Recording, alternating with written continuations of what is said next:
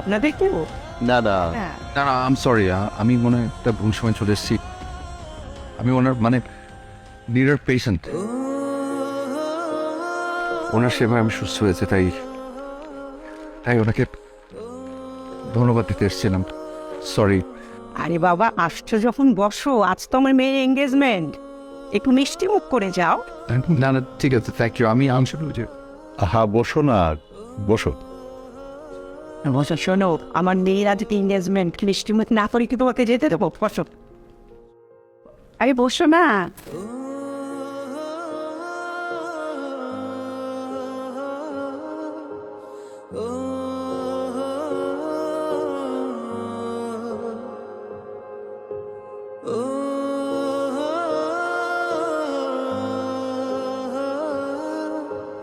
Oh